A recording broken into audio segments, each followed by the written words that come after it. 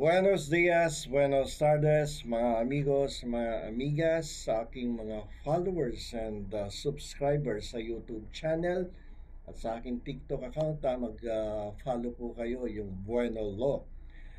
Magandang araw po sa inyong lahat. Ako po ang inyong lingkod, Attorney Rene Bueno. Ngayon po ay araw ng Lunes at masyadong malakas ang ulan. Ako'y pumunta dito sa opisina upang aking katagpuin lamang ang mga kliyente coming from Batangas and Laguna. Ngayong alas 10, yung isa alas 11 at isang lunch meeting. Pero isa man sa kanila ay mukhang walang dadating sapagkat sila ay manggagaling pa ng Region 4, Batangas, Laguna, yung isa galing ng Alabang. At dahil sa lakas ng ulan, tanaw na tanaw ko dito sa aking bintana, madilim ang kaulapan at malakas ang buhos ng ulan.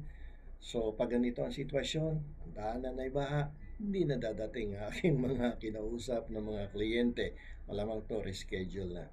So upang hindi naman masayang ang ating panahon ay ating pong pag-usapan sa episode na to ang isang importante at controversial topic, no?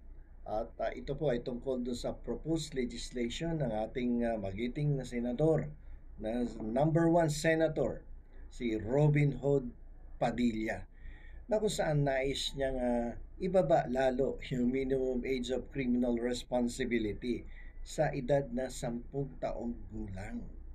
Yan ang gusto niyang mangyari. So, ibig sabihin, kung below 15 years old ka hanggang 10 taon gulang at ikaw ay nakagawa ng kasalanan, lalong-lalo na kapag ito ay heinous crime, at ang kasalanan na yan ay nandoon sa ilalim at nakapaloob sa revised penal code, ay ikaw dapat ay maging subject to prosecution, at kung mapapatunayang nagkasala ay ikaw ay ikulong, no, sa edad na 10 taon or 11 or 12 or 13, 14 anyos. No, you will be held criminally liable. Parang hindi magandang tingnan, no? 10 taon nakikita mo inaresto, no? Tapos dinampot, dinala sa kulungan, and then the corresponding criminal charges will be filed against the child, 10 years old, and then will be subject to this judicial system, yung judicial system natin, harap sa hukuman, no? Parang hindi tama. Alam niyo ba kung bakit? Kasi may scientific studies tayo dyan na according to sa mga psychologists at iba pang pag-aaral ng ating mga dalubhasa sa pag-aaral sa mental development, wala pa sa full discernment ang mga kabataan na ganyan ng edad sapagkat hindi pa nila naiintindihan ang mga consequences ng kanilang mga actions and activities in the event na mag-commit yan ng violation of our existing laws kasi wala pang discernment yan eh. Hindi yan katulad ng matured na mga tao na 18 pataas, no? Malayong malayo yan. Nasa development stage pa ang utak, ang mental capacity niyan, hindi mo pa maikukumpara sa edad ng isang taong nasa majority age na. So kung kaya't ang ating batas sa ilalim ng Juvenile Justice and Welfare Act ay sinasabi na kapag ang ganyan ang edad ng mga kabataan na nagkasala ay kinakailangan dumaan sa isang rehabilitation program. Dinadala yan sa Bahay Pag-asa, na kung saan ang namamahala nito ay ang ating mga social workers sa ilalim ng Department of Social Welfare, yung ating mga local government units, no, yung ating mga alkalde sa bawat siyudad at sa bawat munisipyo ang siyang nagkakaroon ng kooperasyon sa DSWD upang ipatupad ang batas tungkol dito sa Juvenile Justice and Welfare Act pagdating sa rehabilitation program ng mga kabataan na nakagawa ng kasalanan sa ilalim ng ating batas. So instead of sending them to court, instead of prosecuting these children who committed a violation of the law, ay dinadala yan sa Bahay Pag-asa upang doon ay ma-reform sila, ma-rehabilitate. At dahil batang-bata, no, wala pa yan doon sa mental capacity na naiintindihan ng kanilang pinaggagawa. So, ang ginagawa ng batas yan, ng ating pamahalaan ay binibigyan ng rehabilitation yan. So, sa ilalim kasi ng ating batas, no, kapag ikaw ay below 15 years old, wala kang criminal liability. Miski na kapag commit ka ng isang krimen, dahil nga ang turing dyan ay hindi pa yan masyadong nakakaintindi ng kanilang mga ginawa at wala pang full discernment dyan, wala pang mental capacity to understand the consequences of his action. So, isa pa dito sa proposal na to, since it is actually in contradicting, no, it is actually contradicting the Republic Act 9044 ba yan, yung yung Juvenile and Welfare Act, in Juvenile Justice and Welfare Act 9344, no, Republic Act 9344, contradicting itong proposed legislation ni Robin Padilla. At ito, bukod doon sa local and domestic law natin, no, ay ito din ay kumukontra doon sa United Nations Convention on the Rights of the Child.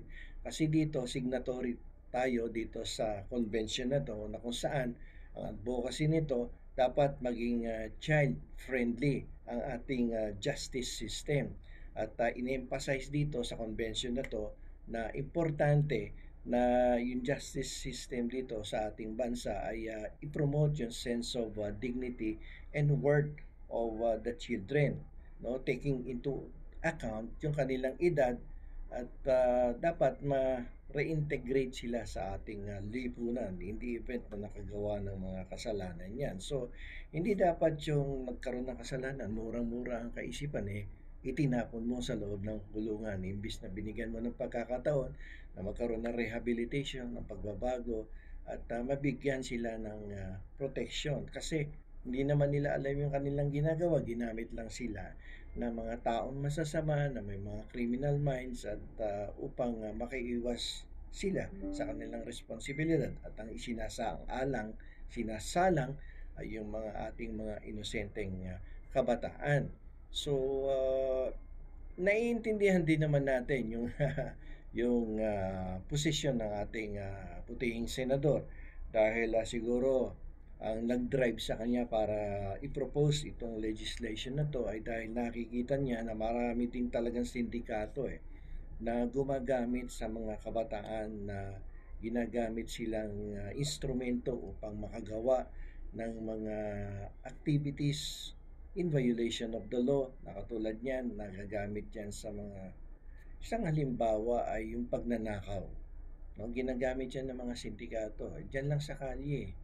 No, yung mga kumakatok sa kotse natin, sa ating sasakyan, may bitbit ng mga bata. Ako hindi naniniwala na yan ay walang sindikatong humahawak dyan Mga bata na hawak na sampagitan, may mga hawak na sanggol, o kaya mga matatanda nagbubulag-bulagan, tapos kakatok sa iyo, may hawak na sanggol, mamamalimos. At ikaw naman, kung di ka nakakaintindi o wala kang kaalaman tungkol sa gawain ng mga sindikato na yan, maawa ka, bibigyan mo ng pera. Pero ako dati nagbibigay ako dyan, pero ngayon hindi na ako nag-aabot sapagkat nalaman ko na mga hawak ng sindikato yan. At magtataka kayo, no? Pagdating na alas 8, alas 9 ng umaga, bigla naglilitawan yan sa highway, dito sa may Katipunan, sa Ortigas, meron yan At biglang mamamalimos. Pag dating ng alas 5, alas 6, nawawala na lahat yan. At minsan na-tsempo ako yan Nagsisisaka yan sa isang jeep. No? May sumusundo. At sigurado, tatanungin mo yung sarili mo, sino yung sumusundo dito sa mga namamalimos na to sa lansangan? So definitely, sindikato siya. May humahawak na sindikato at ini-exploit itong ating mga kabataan na gumawa ng hindi tama at na nagkakaroon tuloy ng criminal liability yung mga bata. So, ang nararapat dito sa ating pamahalaan ay instead na ipatupad o gawing batas itong proposed legislation ng ating senador na si Robin Padilla, Imbis na yung mga kabataan, nasa murang edad na yan, hindi naman nila alam kung ano yung kanilang ginagawa, ay yung mga sindikato ang ating pagtuunan ng pansin. No, sila yung targetin natin na makulong, no, i-prosecute natin sapagkat sila yung may kasalanan dito. Sila yung nakakaintindi. So hindi yung mga kabataan ang dapat mag-suffer dito at makaranas ng kaparusahan sa ilalim ng ating batas. Sa mga minors to no?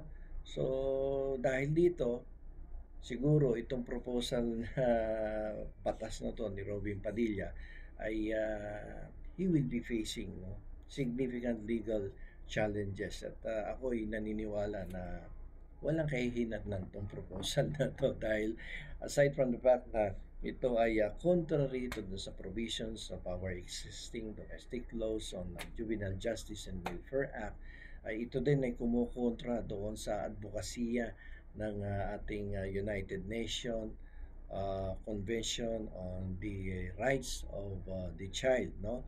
At malamang hindi to uusad at maraming ko kontra dito, lalo na yung mga nag-advocate sa karapatan ng mga kabataan, ng mga minority edad.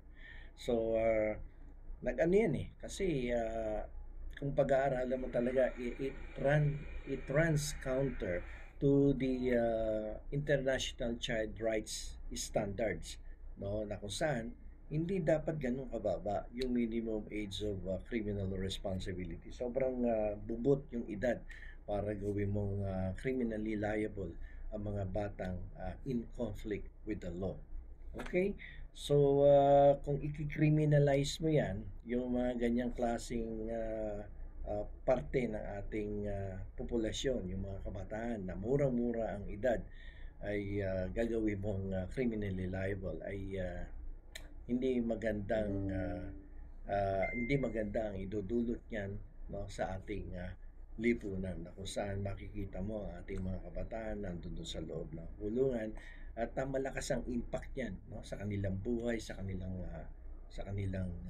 kinabukasan, na instead na ilayo mo sila doon sa environment na inilalagay sila sa mundo ng kasalanan, ay gawan natin ng paraan kung paano natin sila matutulungan, no, ma-rehabilitate sila at magkaroon ng pagbabago sa kanilang buhay.